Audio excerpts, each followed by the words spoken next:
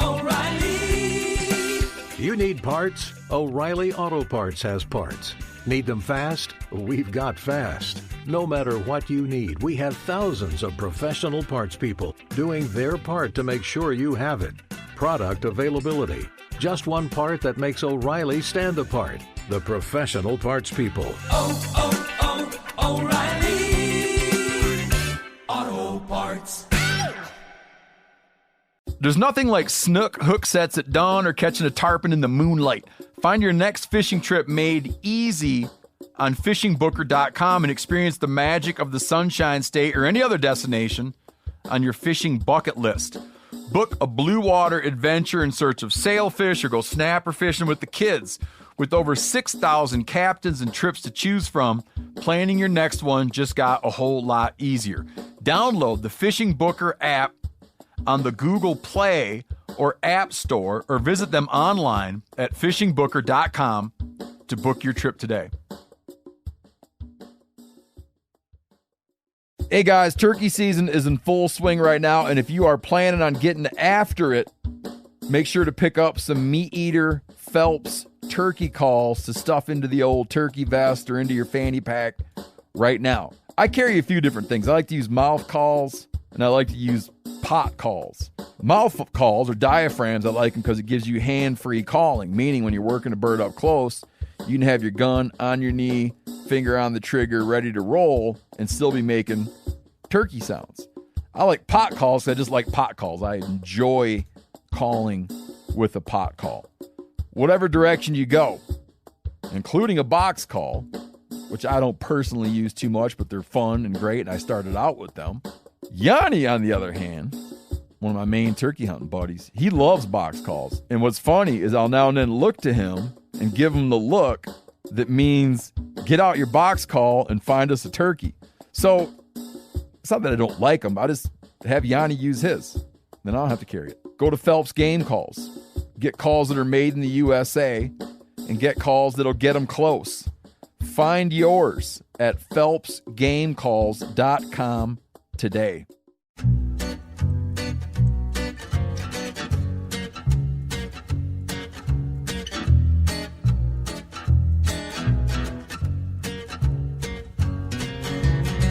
I guess I grew up on an older road. Hey, everybody. Welcome to episode 164 of the Hunting Collective. I'm Benjamin O'Brien, and we are joined, as always, by our trusty, the engineer, Phil. Phil, hello. Hello, I'm Trusty. Yeah, you're trusty. Did you watch the Super Bowl? I had it on in the background as I was in the kitchen for the entire game making Super Bowl style food. And by that, I just mean like greasy and grossly unhealthy. So I kind of saw it. I didn't watch the whole thing though. No. So you were making Super Bowl food and missed the Super Bowl. Exactly. Yep. Okay. Makes sense. Makes lots of sense. Well, you're going to hear, this is kind of another inception. If you ever listen to our best of, we often get into going into the past to talk about the future, and we incept you guys a lot. Well, you're going to hear that this episode. I realized that in our Ask the Eagle segment with Janis Putelis, that is what you're going to hear later on in this here program, I made a Super Bowl prediction, and you'll have to wait to see if it's right, because now that we're airing this after the Super Bowl, boy, I think I'm going to sound pretty smart. I don't know, Phil. I don't know if you remember what my pick was. I don't. No, I'm halfway through editing the podcast now, and I haven't gotten there. We made some picks there toward the end, and I'm not going to blow everything, but I'm a genius. I did a little betting. I did a little winning. I'm just gonna leave it there. It was a good night. It was a good night. My wife was not a fan of me getting into the betting. But now I'm going to give her for Valentine's Day an envelope full of cash. Written on the front will be the word spa. And so and that's another topic we get into in the podcast with Janis is gifts for your wife. So man, this is all coming together for you. It's all coming together. And shout out to my dad who called me the other day. He's like, "Hey, I was listening to the podcast last week, And I heard that you're in marriage counseling. Do we need to talk about anything? And I said, we're good, Dad. It's the good kind of counseling. Yeah, no need to worry. I'm glad that you came out and said that, because I think it's important to normalize that kind of stuff, because it's very healthy, and I don't think people should be ashamed in any way. No, of that kind it's of kind of stuff. it's kind of cool. It's kind of cool. So we talk about that a little bit too, because we have some marriage advice from the Ask the Eagle. So a lot of things are coming together, rather unintentionally. But just so everybody knows, my marriage is absolutely fine. So in case you were wondering, in case you were worrying about us. So we're going to start off this little portion of the show. And this is so damn true. We had an emailer write in, and the title of the email, the subject line was Help, Ethical Dilemma, which I know you can't ignore. He basically called me out because he knew he was going to get on the show. He knew it. His name is Alec S. Since we're not doing last names, he listened. Alec S. He said, Ben and Phil, I hope all is well and your hate mail has since chilled out, which it has. I recently graduated with a degree in wildlife biology and just started a job in West Virginia with USDA Wildlife Services. In college, I spent extensive time researching what part of the wildlife field I wanted to go into, and I came to the conclusion that as an avid hunter and outdoorsman, Wildlife Services would be a good fit. As you know, this agency does a lot of lethal control of many different animals. As a hunter and cult member, I strive to use as much of every animal that I harvest as possible in my private time. My mental struggle emerges when it comes to what I do for work. We rarely utilize the animals we kill. Some states will donate certain animals, but West Virginia only donates some of the deer they kill to a local animal refuge to be used for feed. And there are reasons for that in which people at a much higher pay grade than me have decided. I struggle with knowing how many animals we as an agency kill and simply throw into the garbage. I know you and Clay discussed this some this past week with the Bears of California, but I'm looking for a little advice how to deal with this part of my job. Of course, these animals are being killed for a reason, but that doesn't make the amount of waste easier to process in my brain. Alec S. Well, Alec, Phil, you want to try to take the outsider's view on this first before I jump in? Or would you like me to go first? You tell me. I mean, I don't have a lot to say except that I think you obviously want to try to use as much as the animal as you can whenever you can, but also, that's not always possible. I would assume so. I mean, it takes a lot of work and manpower to process animals, and but I don't know. This is out of my knowledge zone. So Ben, I don't know if you have more info. Yeah. Well, I mean, I don't know necessarily I have info. A bit of a perspective. There are organizations like Hunters Feeding the Hungry, Hunters and Farmers Feeding the Hungry, a couple different groups that specifically gather venison and other types of edible game meat to donate to homeless shelters, to donate to any place that needs protein, any place that needs meat. So this does happen. This is something that I think we often overlook in the hunting space. I have a cousin who's on the local board of directors for one of these such groups, and I've talked to them and heard, some of the challenges that they have and some of the ways that they need support. And really, I think the first step is to get this idea out there that hunters are already taking the onus on themselves to take meat either they're not going to use or they don't absolutely need, and giving it to folks that are going to need it through organizations like this. And so that is something that I think is ingrained in the hunting community already. I don't know if Alec even knows about these kind of groups, but that's something within the hunting community that we do and we should be, I think, more proud of and more vocal about than we already are, because there's just lots of ways that we can help buttress the hunting argument one way or the other. But this one is one that I don't think we've ever talked about on this show. And I don't think I've heard talked about very much around our company, and it's kind of like the overall lexicon of people talking about hunting. But again, I've read the APHIS impact report that comes out. The last one came out was from 2019. But if you don't know what APHIS is, it's the Animal and Plant Health Inspection Service that's run out of USDA Wildlife Services. What do they do? Well, they do a lot of stuff. But they protect the health of U.S. agriculture and natural resources against invasive pests and diseases. One of the big things they do is they help people and wildlife coexist. So that's this cohabitation we often talk about. with wildlife management. So it's a big part of it. Like I said, I've for other work that we've done at this company, I've read this impact report and thought about it critically. So I have a little bit of experience with it, and I know what's in there. Certainly, USDA itself, where you work, Alec, they list out their core values. And I'm sure that that's baked into your job. And one of them is responsible stewardship. They say we guard, conserve, and preserve USDA resources that taxpayers have entrusted to us. So really, they're looking at it from a resource management, and the resource they're talking about there, they listed out specifically, are U.S. plant and animal products. And so if you dig into the language in that impact report, which, like I said, is so interesting because it's just got it just goes to show you the complexity of managing wildlife.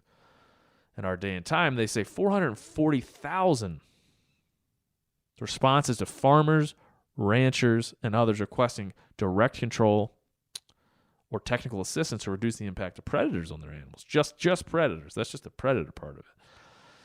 And the way they shape that then is to say that we protect more than 15.8 million head of cattle, sheep, goats, and they're valued at over $2.5 billion. And we talked about this on the show. I had a bunch of wolves attacking cattle up in some public land where I elk hunt, and I got a bunch of that on trail cam. And I talked with the local rancher and the game warden, and they brought up bringing in APHIS trappers to come in and try to thin these wolves out. And so it's something that I've dealt with just as a hunter here in Montana. So it's not something that you would be immune to just as a regular hunter. You're going to run into this, whether it's wolves or anything else. And so it's something that we all need to be aware of.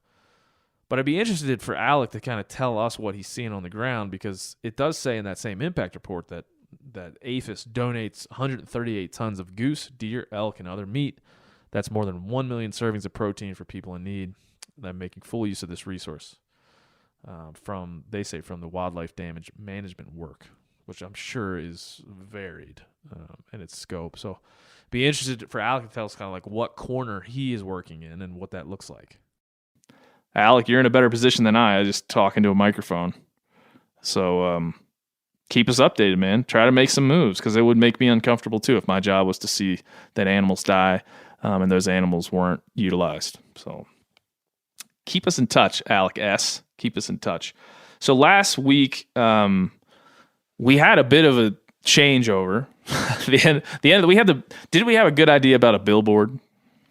Do you think it was a good idea? I thought it was a great idea. I was proud of it. Yeah. It was an idea, but it seems like it's Son not of a bitch, Phil. Say it was a good idea. It's not needed. Give right me credit.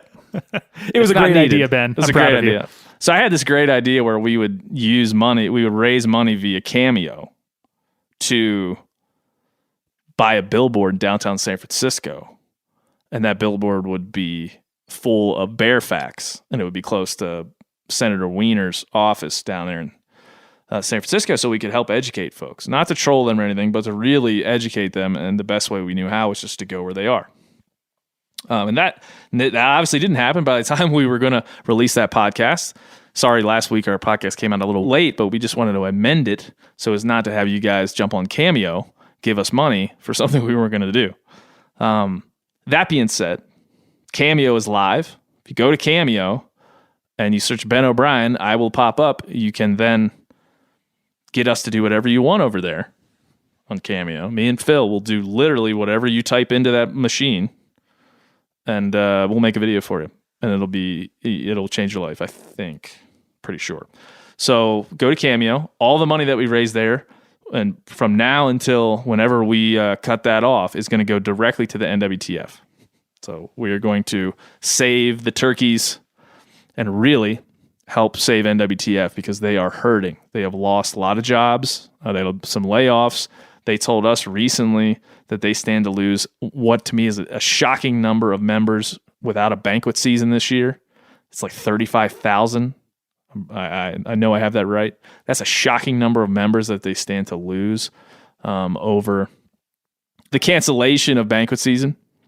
And so we want to help them out all that we can. We're going to do some more stuff with First Light later in the year. We'll announce that as we push forward to turkey season. But we We know we need to have the NWTF around. We need to have them strong and healthy so our turkey populations can be supported in the ways that they do. So that's that. But moving on more to the point of that billboard, in a conversation I was having on social media now that I've returned to Instagram. I just took a couple months off. Now I'm back. It's great. It's fine. No big deal. I learned a lot. But now that I'm back there, I wanted to talk a little bit this last week about us versus them. Because when we celebrated, and I celebrated, the fact that they withdrew Senate Bill 252 last week, and there will be no, at least at this current time, push to ban bear hunting in the state of California. It was something that I celebrated. A lot of people around me celebrated with just cause. But here's the deal. What happens in that celebration is we reconfirm the bias of us versus them. There's an us, people that listen to this podcast, people that love hunting, people that go on the internet and promote hunting, socialize the idea of hunting being a good thing for everyone. There's that group, and there's them. There's the San Francisco crowd who doesn't understand us and wants to ban everything that we do. And that again, as we talked about last week, spins back into what we talked about all the way back with Miles Nolte, and division and politics in our culture. It spins back to that in a lot of ways. And so what I wanted to say was there's us versus them mentality, and there's no understanding how to grow us without reaching across to understand them, right? Like if we're just going to create this adversarial relationship with anybody that doesn't agree with us, we're never going to be able to create a place within the hunting community that's acceptable for everyone to enter. Whether they used to be anti-hunting and are converted, or they've always loved hunting and just wanted to get into it finally as a emergent hunter, not adult onset. No matter what the reason is, we've got to create the feeling that it's acceptable to disagree with us, but it's unacceptable to try to ban the things that we know to be productive for wildlife. So that's a tough balance. There's shades of gray, of course. But I got an email from our buddy Eric J out of Minneapolis. He goes by Progressive Outdoorsman. He writes in a lot. Thank you, Eric. I always enjoy your emails, even if we don't read them here. He said he enjoyed last week's episode with Clay Newcomb. And he said, I have to say that there wasn't near enough emphasis, nor a strategic emphasis, on the last point discussed under what people can do and educate non-hunters, is the point he's making. The part about joining groups and getting ourselves educated is important. It's the first step. But the battle for the future of public support of hunting lies with the undecided, persuadable people. They tend to be urban and suburban, most likely left-leaning or centrist. They don't know hunters, or certainly not people close to them in their lives. They have an uninformed opinion. That is my milieu. Is that how you say that, Phil? That is my milieu. Yes, I believe so. That'd be it. Okay. I live there. That is who I am, except I'm a hunter and passionate about hunting. I can tell you the people I'm describing are persuaded by several points, but the absolute strongest point is that the meat is eaten and it's legally required for most species. Clay's points in regards to bear hunting are especially strong here, that everything is utilized. Number 2, hunting is highly regulated. Number 3, science supports hunting. It's needed for the environment. Number 4, we bring a lot of money and political support to conservation. Lastly, a direct counterweight to the propaganda and lies from the state senator who introduced the ban mentioned that meat from hunting is very often low carbon footprint and sustainable in a world that is warming and may have trouble feeding us without destroying it. So while I think it's intellectually interesting that you go and talk to animal rights people sometimes, it's also a waste of time in terms of winning the issue. Another really important thing we can do is recruit more hunters from urban areas, especially hunters of color. Those populations are core of the liberal base in the U.S., and very low percentage of them hunt. But there's no lack of interest from those communities. And he goes on a little bit further, but I think that he makes the point there.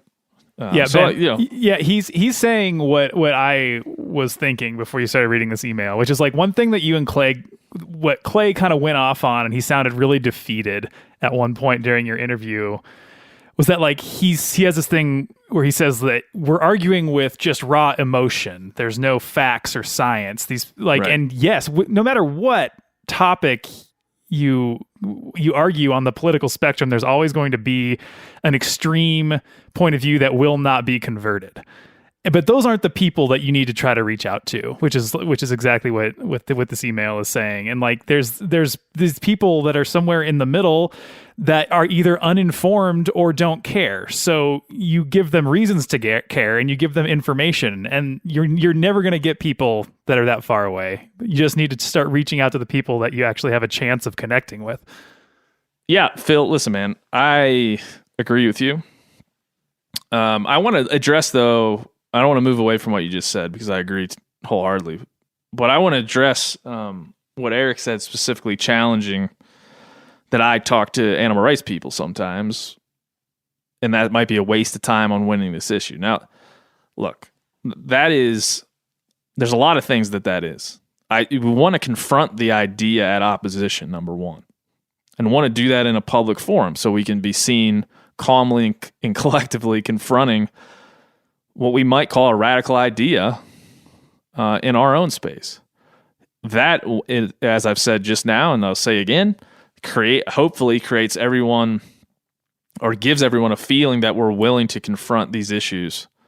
And if having those same questions, which to a lot of people are obvious questions, and it's a simple one: why would you hunt bears?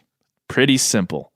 That question can be taken from somebody on the extreme end, an anti-hunter we might call them, and played up on a political or social level, simply asking that question, charging that question, which is what State Senator Wiener did, and using that to push forward what seems to be logical legislation or logical moves to ban things. So I would say the people in the middle are connected to both poles, right? They're connected to hardcore hunters, and they're connected to hardcore anti-hunting vegans, animal rights activists, only by that they're susceptible to the communication coming from both ends. So I want our communication to be as welcome as it can be, and to be as cogent and thoughtful and educational as it can be. That's it. That's I don't want to say like we maybe didn't talk enough about how to speak directly to those non-hunters, but I think that it's kind of baked in. Does that make sense, Phil? Yeah. Oh, that was easy.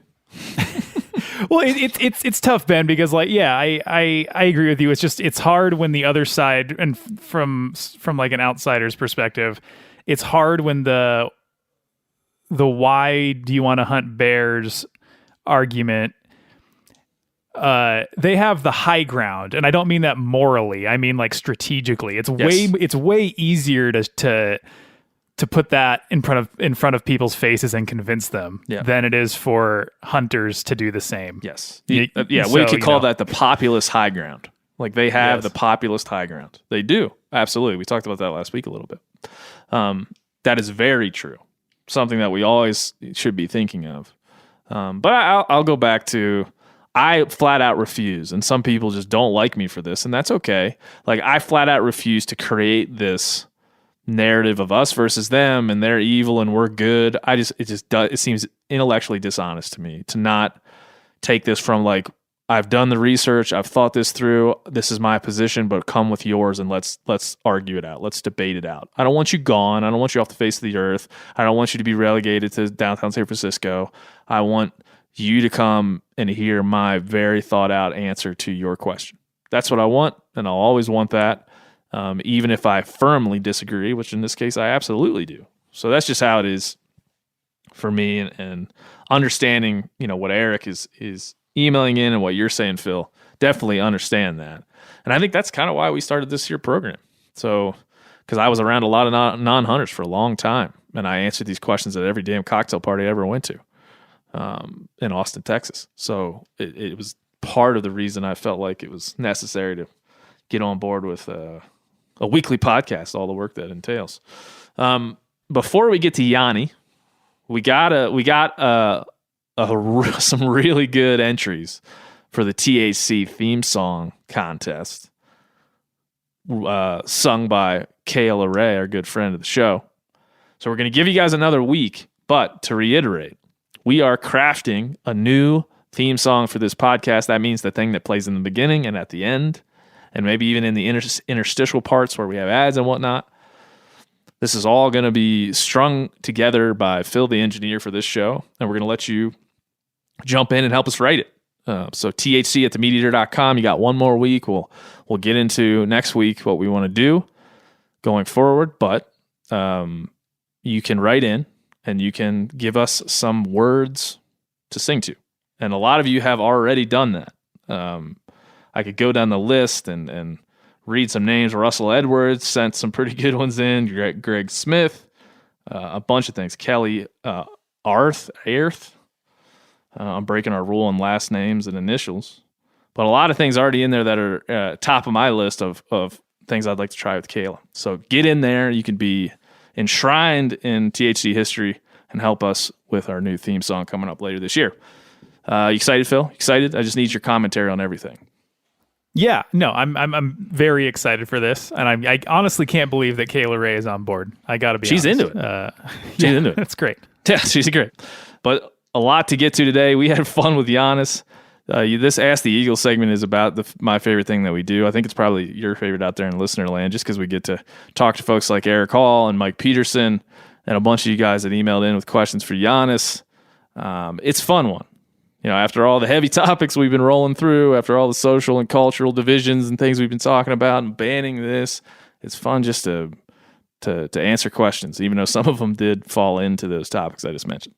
So enjoy our friend Janis Putelis and Ask the Eagle.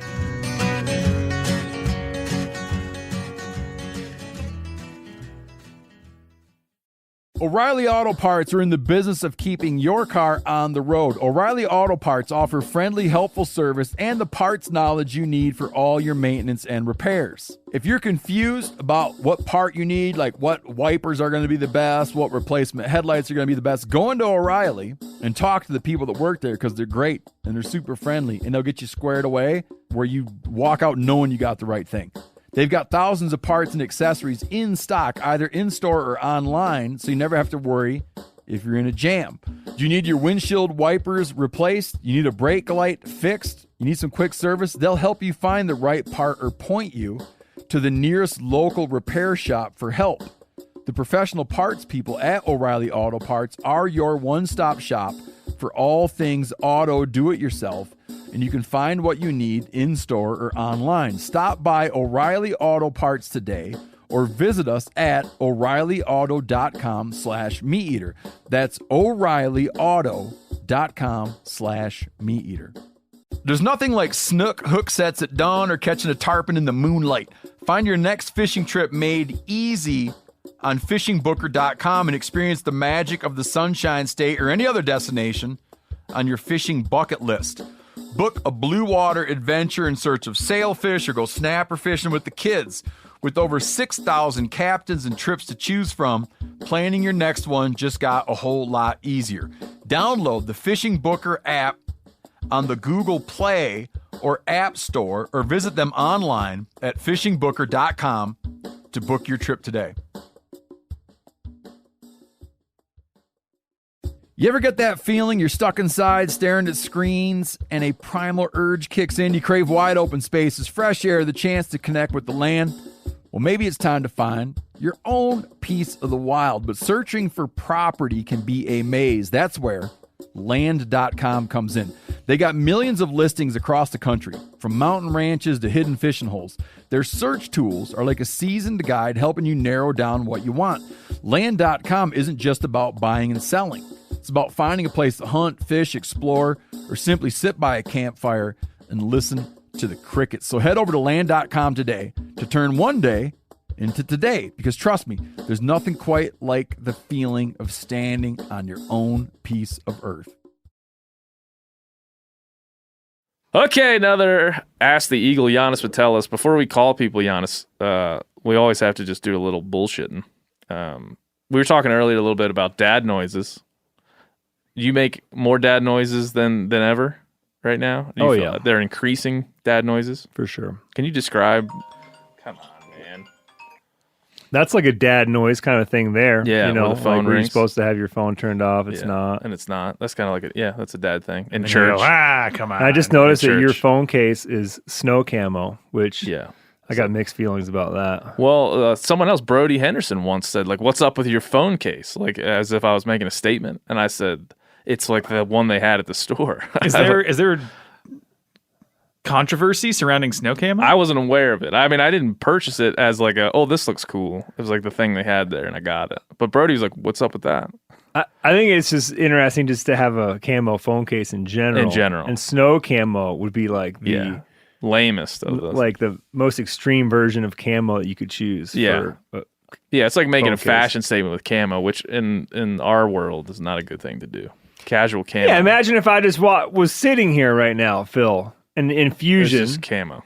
Sure. You'd be like, If he had a shirt on that and looked then if like I had a jacket on that was in that snow Like this. camo, you'd be like, what's going on today? Yeah, You know? where's he going? Yeah. What's he Someone's doing? birthday? Yeah, she's shooting like a James Bond movie in the Alps. Exactly. That's the only time I think of snow camo. Yeah. That's what it is. Now, plenty of predator hunters and snow Yes, goose hunters, for sure. do the whites to hide. But Yeah, no, I I might have to change it now that I know that it's making people feel a certain way about you. about me. Yeah, Yeah, there's a statement behind it. I don't know exactly what the statement is, Yeah. but it's saying something about you. For me, it was like, what case did you have? They were like 1, and I was like, okay, I'll take it. And then I remember Brody bringing it up at some kind of a gathering, like, really, guy? Mm-hmm. Snow camo, huh? Cool guy, huh? Oh, big cool guy. Look at a big pants on Brad. All right, well, we're here to call. We have a reverse call-in show here on Ask the Eagle, and I'm proud of the listeners of this show and the fans of Janis. Hold on, Ben. Yes. I sidetracked you with your phone case caller. Oh, yeah, because we were talking about dad noises. We never. We really never only have Circle back here. Yeah, we never really wrap have that up. only time for one tangent conversation. We should I make more dad noises not even in the things that you would expect them. Like sitting down is I think an okay time to make a dad noise. But I make dad noises just like leaning forward 6 inches to start typing on my computer. I did that. I was like, oh yeah, and just leaning forward, and I felt incredibly lame for doing that. Do you have what's your go-to dad noise? You got one? It's interesting that I think you're more aware maybe because I might do little shifts too and groan a little bit, but I don't notice them yet. Yeah, getting out I of had the to truck. be called out. Getting But out when of I the truck. get into bed, Yeah, that's What's definitely like the end let's- of the day. Let's hear it. Mega dad. I can't replicate Can't it. do It's it. some kind of a. I wish we had a little bed in here that you could get into. Yeah, sometimes I'll make an annoying dad noise like, "Ugh," Yeah. but then I'll realize how insane it sounds, and I'll turn it into a bit, and I'll just like go even harder. Once I realize my wife is giving me the side eye, and I'll just be like, "Ugh." Yeah, I do that a lot. Just to really love it. Yeah, I think getting out of the truck is probably my loudest dad noise these days. But for those of you out there that don't have children, you probably don't. I don't think you can physically make this noise unless you have offspring. Oh no, I think it's not the name dad noise isn't like the proper title. It's just like close to 40 or over 40. It's over 40. It's like it's an Noise. age thing. Yeah. All right. And definitely more attributed to males, I think. It is. My wife. Males are afflicted by it more. They are. Yeah. No, it's something that science has yet to discover the cause for. But maybe this podcast will spurn a new study to help us. But I would say that over the since I turned 35, my dad noises have tripled. For sure. Conservative estimate, tripled. But now, like, if you're let's just say you're a Viking and you have to like slam through a door or, move some giant block to save your family when the neighboring, village is trying to burn your house down. A Viking. Like you will grunt and roar to summon strength to do whatever you have to do. Yep. So you think those two are kind of correlated? Well, that's the sad part because I haven't moved to Boulder lately, and I'm still making those noises. I'm only making those noises. No, I know, but you're like, my point is that you're summoning a little bit of strength. Yes, to like move my knee, and I go, oh, or move my legs at the dinner table. Whoa! Yeah, that's sedentary lifestyle. Yeah, bud. sedentary lifestyle. Sometimes when I get out of the truck, I go, woo! Just like getting out of the truck was a big time decision, and all of our ancestors are weeping for us. Yeah, they're like, really, guy? Yeah. Really? Had too many chips. I'll probably do that at the Super Bowl this coming Sunday. I'm going to make sure I get a run in today. Yeah, just thinking about how sad this conversation is. Speaking of Super Bowl, though, I am making Rotel dip. Are you familiar? That? No. Oh, buddy. You're probably familiar. You just don't know that it's called Rotel dip. Rotel dip. Yeah, so Rotel, right? It's like that's like the brand of it's kind of like a pico de gallo, sort of. It's like tomatoes and chilies and like and onions and stuff. Exactly. Okay. You could probably get away with just doing like a block of Velveeta with a can of Rotel, and you could call it queso. Queso, yeah. Yeah. Okay. Rotel dip, if you punch it in and look for a recipe, adds one more ingredient, which is usually squirrel ground beef. Oh.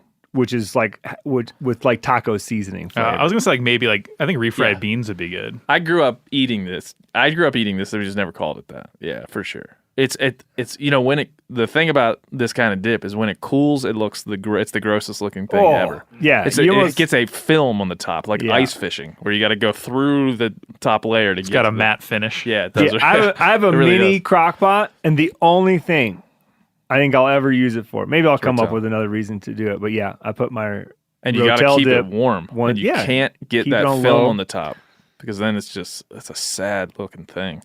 Yeah. It looks like vomit. I was kind of surprised. My wife and her sister, they're pretty healthy people. And I was told yesterday that those two are very excited about Rotel dip showing up for the Super Bowl party. If there's anything that there's anything that sports culture encourages us to do is just sit on our ass and be fat. Like wings, beer, sports. Every commercial during it is like, do you need it's like laxatives and antacids and meatballs? That's all. Yeah, and fellas that look a little more rotund, a little bit than the three of us. Yeah, we're svelte. Although my body's falling apart, obviously based on dad noises. But yeah, I'm going to make the dad noise of dad noises when I'm done eating. My wife was telling me what she was making. I'm going to just make like some, little, probably smoked pronghorn. We'll do some sort of dip, maybe an au jus or something. I don't know what I'm going to do. Something cool. Maybe some naan bread. Like a French dip style thing. Yeah, do this thing. It was like naan bread. And then it's like a little pita bread type thing. And then you just put some shaved. Naan, like Naan. Exactly. And then you put a little shaved smoked meat on it, put some finishing salt, and then you dip it in this like au jus. Ooh. It's really good. So I might make that. There's also sometimes horseradish involved. But we should call some people. We got last time we upset a few people that we didn't call. So this time I want to try to get through everybody. Oh, I forgot about that. Yeah, but I didn't put that guy on the list. Oh, good. Okay. Yeah. Yeah, our apologies. We ran out of time. Yeah, we ran out of time. So we don't run out of time this time. But I just like talking to these folks, and so we'll see how it goes. But first up, Phil, do you remember the guy, as I dial here, do you remember the guy that shit his pants in Key West?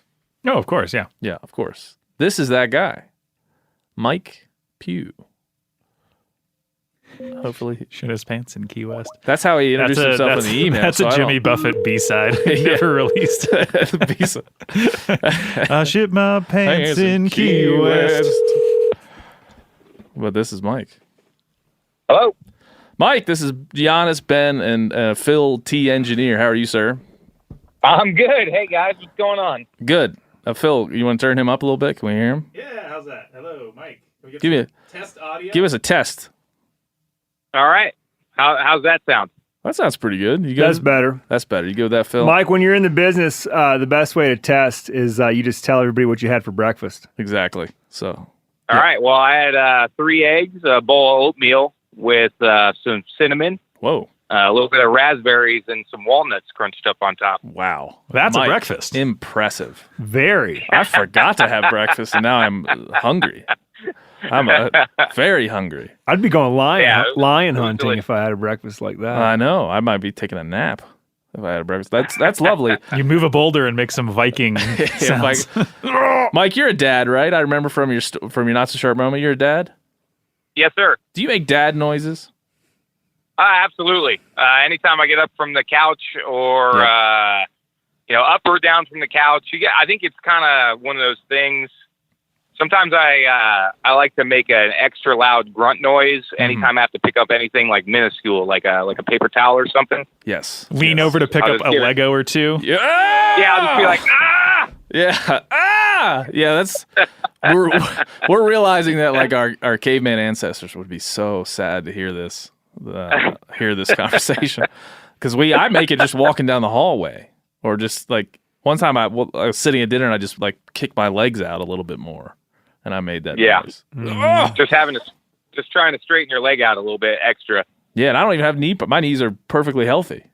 Yeah. At the dinner table, though, you have the compounding factor of having a full belly, and I think if you have a full belly, it just makes every movement Absolutely. I haven't gotten to the noise. point yet where I need to undo the top button. So I'm pretty lucky there, but absolutely, full belly movements require some sort of sound effect. Yeah, like an expanding and contracting of the diaphragm. Maybe there's a scientist listening that can tell us what's going on. Man, it sounds soft, but I tell you, the cure for dad noises is yoga. Dude. I'm fully in. Like I hurt my back ice fishing, which is an awful thing to say out loud. I had to carry the auger like maybe 100 yards down a hill, and I hurt my back. Okay. And that's it. I hurt my back. I don't even know what happened. And I had to like pick up a perch out of a hole. That was it. And I'm injured. So anyway, Mike, we never are on time with this program. So we got to get to it. We got to get to your question. I'm going to go ahead and let you ask the question. But Yanni, just to preface, Yanni already talked to his wife about this last night in bed, I think, right, Yanni? I did. He did. So Yanni's got some real dope for you. So go ahead and shoot your question out there. All right. So when I asked the question, I think it was like back in October. Yeah. And I was getting ready to go. I have a public lands hunt that I do up in North Florida, and it's over my birthday and Halloween. So my wife is always very cool with me going hunting and fishing with my buddies. She never gives me a problem. But I was wondering if you had a suggestion on, maybe like a small token appreciation, like a small gift or something that I could give my wife just to kind of ease it, because you feel guilty leaving home. I know you guys have talked about it on the show before. You leave and you go on these trips with your buddies and you're having a blast, and the wife is at home dealing with the kids. So, you always feel a little guilty. There's always like a little bit of homesickness that goes along with that.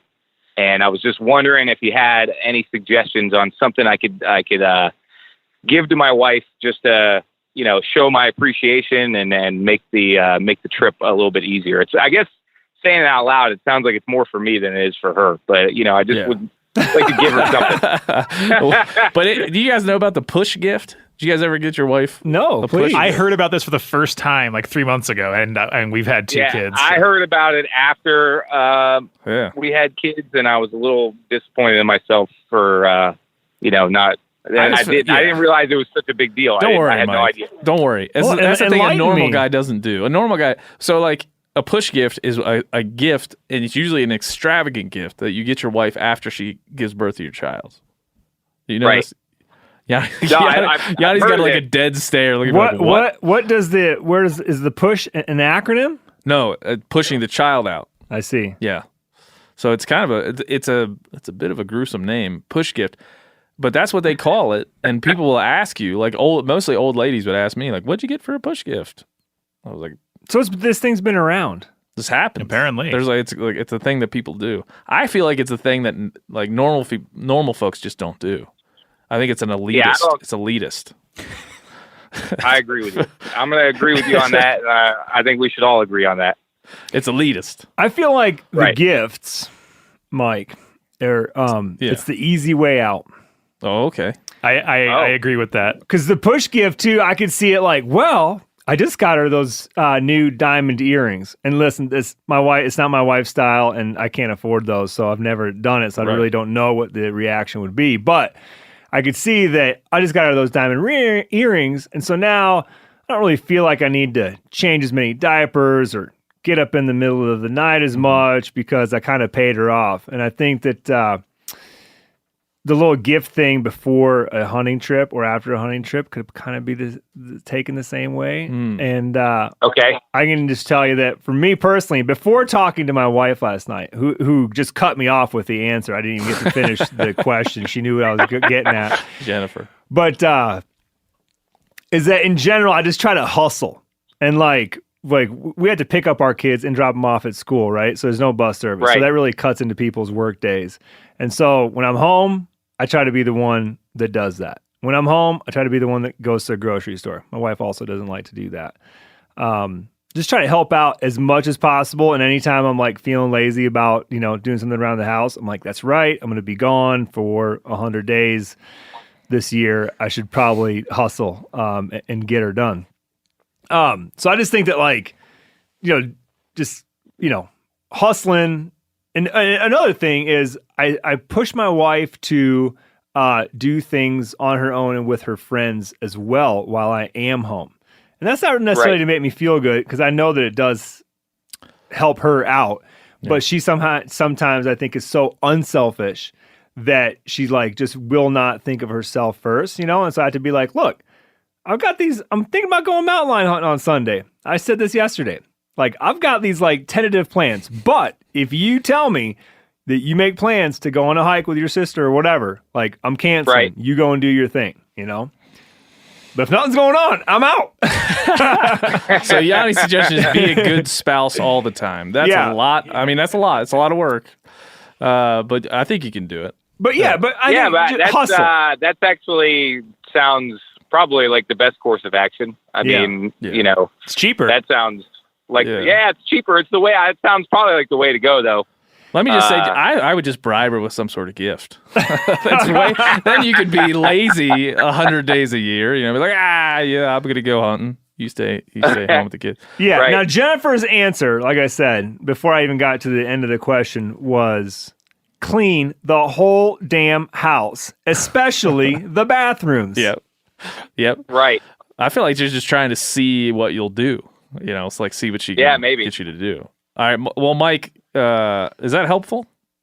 Yeah, absolutely. I mean, hearing it from Yanni and thinking about it now, I mean, that sounds like a much better course of action than trying to bribe her with some sort of gift or token. I mean, she would probably she does a lot. I mean, we got 2 kids. I work a lot and stuff, so she does a lot anyways. And it would probably be just helpful in general if before I left, I did some stuff around the house, made sure everything was squared away before I left, instead of, leaving in a hurry, like what happens so often, Yeah. Well, this will be the second episode in a row that I brought up our marriage counselor.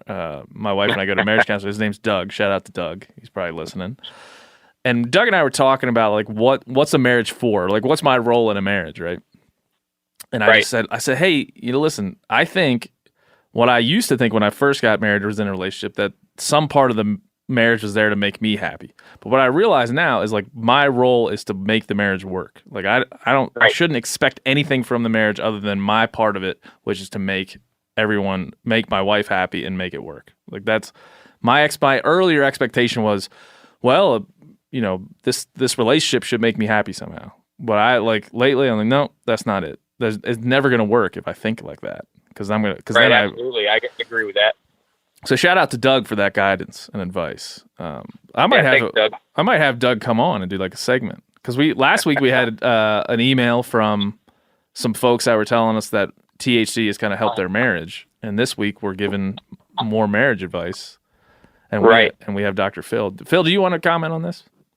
Well, no, I mean, I agree with Yanni. And one thing to point out, too, is I know this isn't the case with everyone, but my wife and I share a bank account. So when I go out and I buy her a gift, I'm to her, she's kind of appreciative, but she's like, sand to the beach. Cool, you took my money to buy me this thing that I could have done myself. Whereas doing chores or thinking of making dinner for the entire week before you're gone or the week after, just...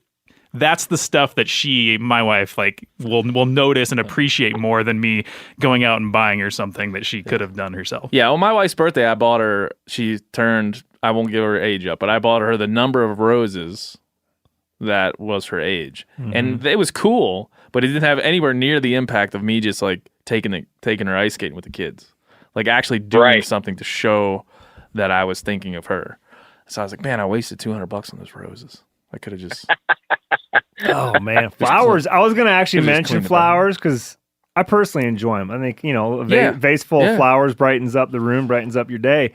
But we went and got just a small bouquet for my wife's birthday recently, and I was out like I think $60. Yeah. Well, my dad for 45 years ran Ben's Flower Shop, Hagerstown, Maryland. He's now retired. Yeah, one of my wife's first jobs is at a florist, and anytime I get her flowers, she gives me like a little look of disappointment. She's like, I can't believe you spent all this money on this.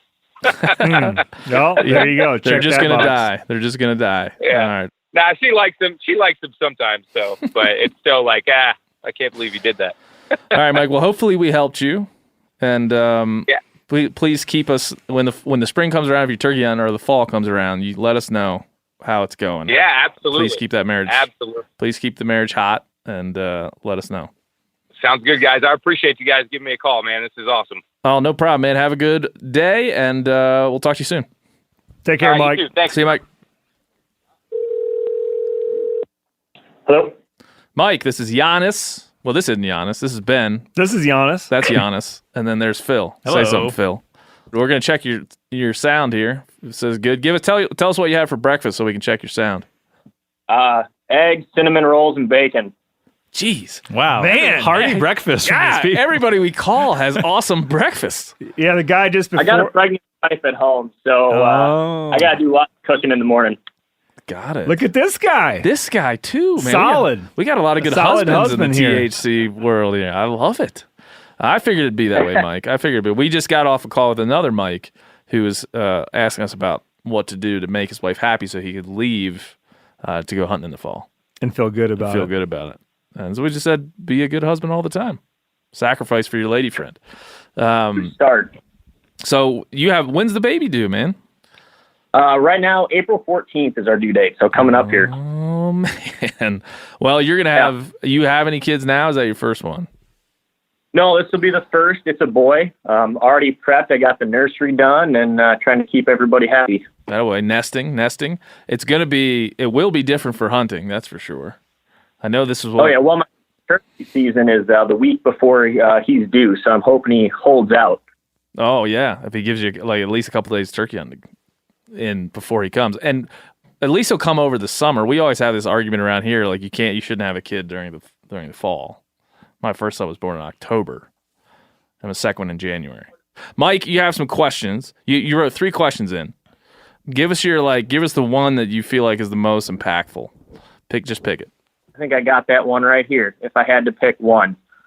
My question to you guys and Janis, both as individuals and for Meat Eater as a company, as a hunter and conservationist, environmentalist as well, as a lot of times kind of a two-way side of things. How do you guys go about making decisions at the polls when, unfortunately, a lot of these issues tend to go on either side of the political aisle?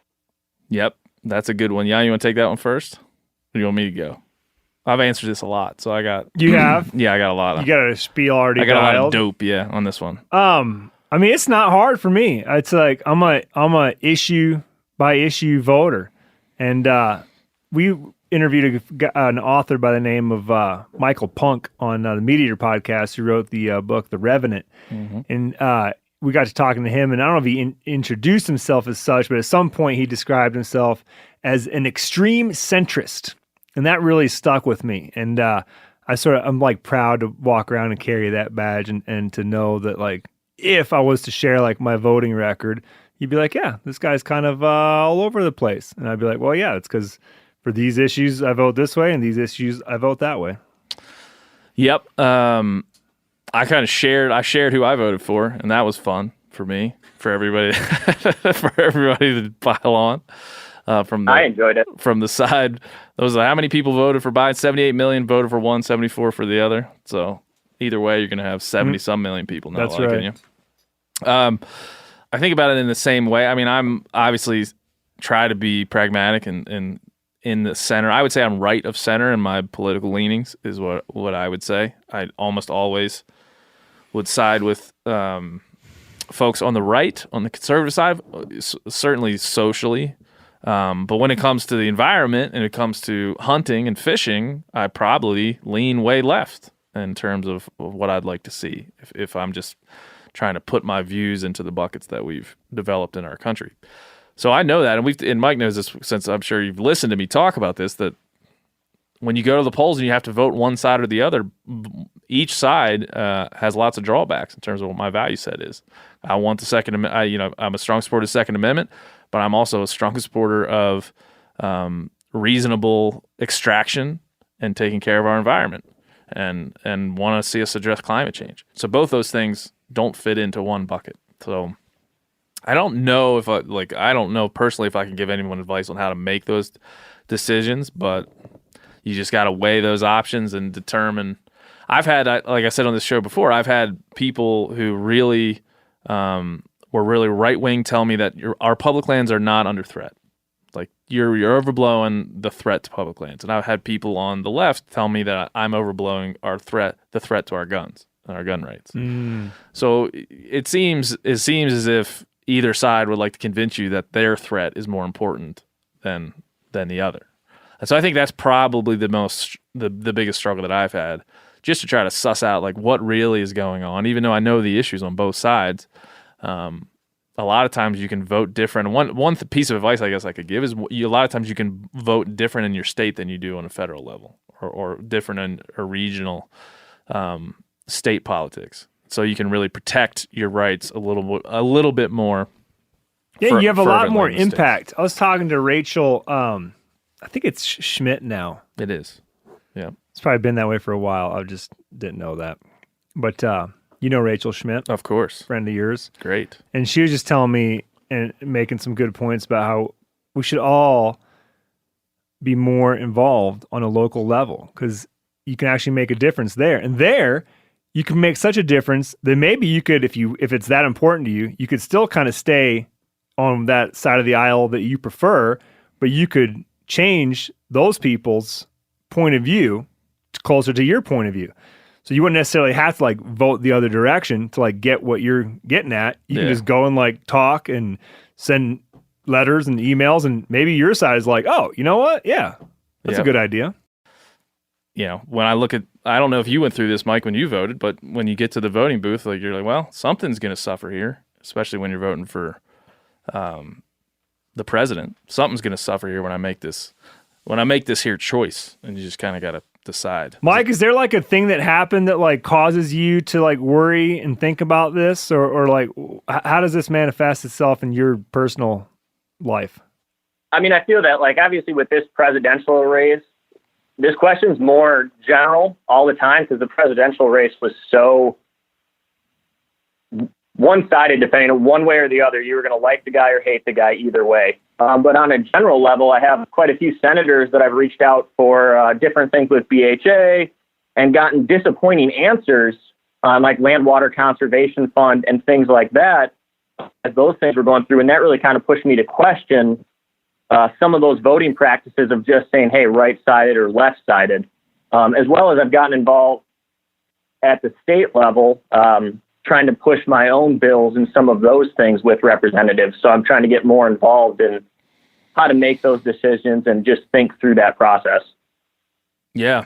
I mean, there's nothing other than really holding your local representatives to account, you know, especially the representatives on a state level, hold them to account. I mean, we've seen this in action with Jason Chaffetz some years ago in Utah when they had some anti-public lands bills that really it was our group of people who went to him and said, this is not going to stand. Like, this is not the kind of legislation that anywhere in our country is it just happened with the bear ban in California. Perfect example. The next example, right? So if anyone out there, and I think it also happened with the Great American Outdoors Act on a positive side for what we all supported, where we all voiced our support for it, and it was truly a bipartisan effort to protect the things and fund the things that we care about. So it was great to see a win in California. I lived out there during the hound hunting ban and some of those times, and it seemed like a no-win situation for sportsmen out there. Yeah, I talked to a couple of local reporters and and some folks that are involved in that, and really that they felt like there was one thing I didn't know some years ago, a bill to ban dove hunting that had a similar fate as this bear hunting ban. Well, I believe in Michigan it's still banned, dove hunting. Is it? For no other reason that like doves are, Peace. Peace bird. We're on shaky ground in a lot of ways, right? With the stuff we like to do. So we just have to be vigilant and sometimes just pick your battles, man. Like just know this is the thing I'm going to fight for in this short term. And then 2 years from now or 4 years from now, I'll have a chance to go back and reassess where we are and try to shift focus if I need to in terms of how I vote. Yeah, absolutely. Never going to be simple. Well, thanks, dude. I appreciate it. And I'm not going to tell anybody why I'm saying this, but I'm going to join a convent and I'm leaving Meat Eater. Michael. Well, I can't wait to see which one. Hopefully it lets you podcast. You think they will? All right. Well, I'll wear whatever outfit I need to. And it's all, I just owe a penance to Mike. I'm not saying any more about it publicly, but I owe Mike so much. I might have to just come hunting with you or something, or like buy you, like get you out here to Montana again and get you a tag or something. All right, Mike. Thanks, brother. See you, Mike. Yeah, appreciate it, guys. Have a good one. Bye.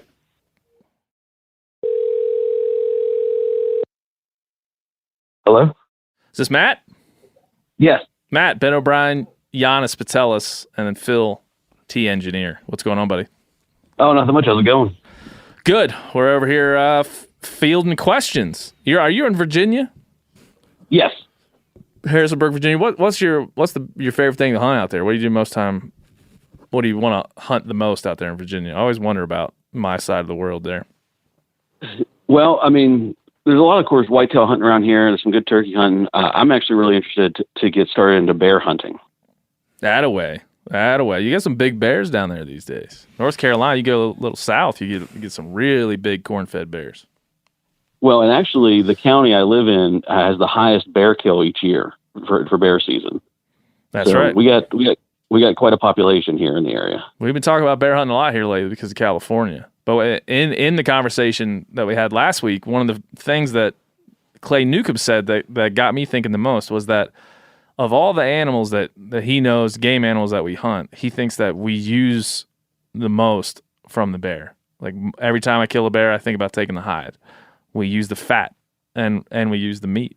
From a whitetail, we don't necessarily use the first two things. Yeah, but come on now. Use is kind of a strong term for that hide. Okay. Even take the hide away, at least the fat is universally resourceful, yeah, right? And nobody's, unless you're Remy Warren, you make a couple candles, nobody's doing much. Yeah. Or you're Jake Bull, the chiropractor, and you made some chapstick with your deer tallow. Deer tallow. But you don't, a little bit goes a long way there. That's true. There's some deer tallow soaps and things I've seen out there in the world. But those are like artisan stuff. Yeah. Now, if all of a sudden like half the Meat Eater crew was like sleeping under a bear blanket, I'd give you that point.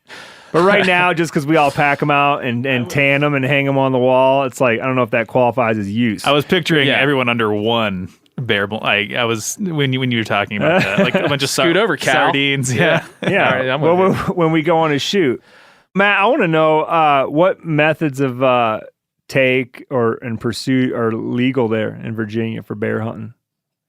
I know archery muzzleloader, modern rifle. Yeah. What about bait and dogs? Oh, dogs are legal. Bait is not. Yeah, I was just gonna say that because they had the big controversy about dogs for deer and that part of the world as well. Yeah. We talked about that some episodes ago. Yeah, it's always funny how we carve up bear hunting that way. Well, I guess we carve up deer hunting and others that way. Some states have legal baiting, some states are not. Mm-hmm. I guess we carve up a lot of pursuits in that way with ethics and regulations. What's going to be the way that you chase them? I'm going to go modern firearm first off. But actually today I just picked up a bow off of somebody they're getting a new one for their birthday. And so they were going to sell their old bow. And so I figured I'm going to try to get into archery hunting. So I'm got to use bow off of a guy today. Nice. That way. So your question that you had, Go ahead and ask it. I won't ask it for you. So the main thing is tips on kind of getting started on that conversation of finding a hunting mentor and or talking to folks about getting onto their private land for hunting. This is I don't want to go. I know Janis. He likes the shorter questions there. So we'll just kind of go with that. So I won't go into the whole backstory I did in the email. Janis, so you want tips on how to find more folks to hunt with, or find a hunting mentor. Yeah, and also like possible private land to use, because while I have public land out here, I mean I'm 20 minutes away from the national forest. It's a little bit harder to hunt than some of the private land. We don't have as much of the public land access as you guys do out west. Yeah, no doubt about it, man. I've done very little public land hunting east of the Mississippi, and every time I do, I think like, boy, aren't we lucky living out west? And man, if you had to get this done out east, I'd be a better hunter. But I don't know. Let's just start off there. The private land. Our new CEO, actually, Dan, the Chumbler. Yeah, Dan the man. Was telling me about his system for getting on some private land when he was living in Minnesota. And man, he crushed it. Like, he was kind of sad to leave Minnesota to come to Montana, because I think he was up to like 12 or 13 permissions or something like that. Damn. Yeah, the guy had like 60 prepped trees for saddle hunting. Yeah, the Chumbler. Yeah, exactly. We got to have him on the show. Yeah, this guy, I'm like, I don't know if you're the CEO, I don't know if you're allowed to come on these podcasts, but you should. If he says yes. Official invitation if he's listening. But that's like, it makes me feel good about working for a company whose CEO's got 60 trees prepped. That's right. And my numbers might be off. This a while ago we talked about it. But anyways, man, that guy took like a CEO's mentality to getting his permissions, and just went all out and had basically a form letter that he would tweak, per, landowner. And just went after it with just connections and what's the word I'm looking for? Like when you go out and putting his feelers out there? Putting his feelers out, but networking? Networking. Thanks, Phil. There's the word. My brother-in-law just took a new job.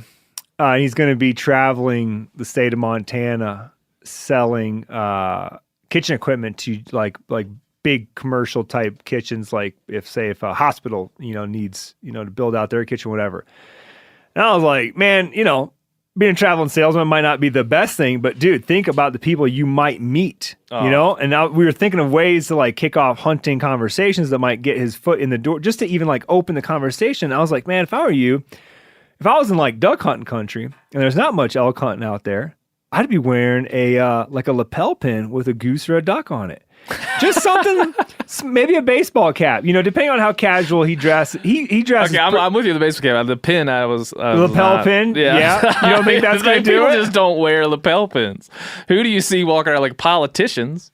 Well, yeah, but see, my brother-in-law is the kind of guy that's going to stroll in wearing He's got a suit on? a jacket. Oh, okay, yeah, got it. yeah, That yeah. makes more sense. Okay. So, but yeah, so that way you're not like coming in there and trying to do business and then also being like, hey, by the way, I noticed around here you guys got a lot of geese flying around. Do you know anybody? But, at least there's a conversation starter. So someone can be like, yo, I like that. You like Canada geese? That actually works out for me pretty well, because like our Department of Wildlife Resources, they've done these hats that have like vintage hunting stamps on them. Yeah. And so I have one for a bear stamp and I have one for a deer stamp. So, wearing those when I have those conversations and kind of get that started. That's very literal, but I love it. Yeah. It's like, wear the hat of the thing you want to hunt and you will manifest.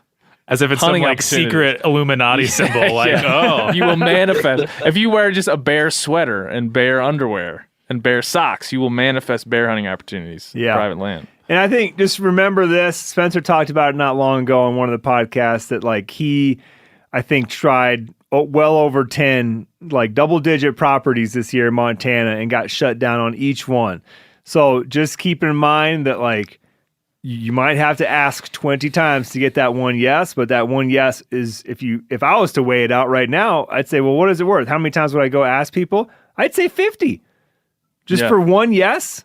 I mean, if it's like 40 acres, I'm probably not, I don't know. Maybe it's worth it in Virginia to call for a guy with 40, but if you had 200 acres to yourself and it took you 50 asks, buddy, I just start calling right now and start checking off the nose, Yeah. I always would, if I'm hunting a piece of public ground and there's private ground that borders it and I see a rancher out running cows on his private ground, I'll wave him down and be like, hey, what's the deal with the elk around these parts? And get talking to them and just ask them questions. If they're on here all the time, and then you can be like, hey, if you've ever need anybody to do any work, I'm happy to come and do some work. I'm always hunting up here. It would be cool to also have access to this. I'm always hunting the border of your place. It'd be nice to be able to have that too. So you got to be thinking positive, because as much as you hear all the doom and gloom about how all the outfitters have leased everything up and everything's being, leased up by, private groups of dudes with, all the surgeons and doctors have their leases on all the private land. There's still plenty of stories. Like this one I just mentioned, Dan, I don't think he was paying for a single one of them. Yep. And he had, a dozen or so yeses. You're generally looking for generational ownership of land, like my daddy's farm, right? Because a lot of times the newer landowners are buying it for the exclusivity, right? Somebody that has a lot of money that buys a place, they're generally not looking to bring other people on, but folks who are just normal folks that just have their property. I mean, Doug Duran comes to mind as somebody who has family land. It's not his land; it's his family's land. And his idea that he's talked about on this show before about game cooperatives, which him and I talk about all the time, which is just offer to do some work. Just be like, I'll come here and work. Aldo Leopold had the Riley Game Cooperative, and that's basically what it was. It was just people coming to work, and then it got so interesting that they started bringing in folks from the college, and it became kind of a small community thing. So it can, if you can get lucky, you might stumble into something real cool in terms of who you know. And then I know, Matt, your other question was kind of around mentoring. You might be able to find somebody in that, in that circle that can also help you understand, the best way to go about some of the new hunting you're going to undertake. Yeah, man, I see in your email, Matt said that he already belonged to BHA and a couple other conservation organizations. But with your interest in bear hunting, I think I would find the Bear Hunting Association. Looks like there's a Virginia Bear Hunters. Hell yeah. Go join those boys. I'm starting to tell them you're interested, man. And if they're at all trying to keep this whole bear hunting thing, and especially since you guys can use hounds, they need people to be pro this thing. And even if you might be a little uneasy about it, a lot of people are with just the chasing of game with hounds. I was. Now I'm the proud owner of a hound dog, and I love it. And I want to be a spokesperson for it because it's so great. And it's just one of those things that you don't know until you go.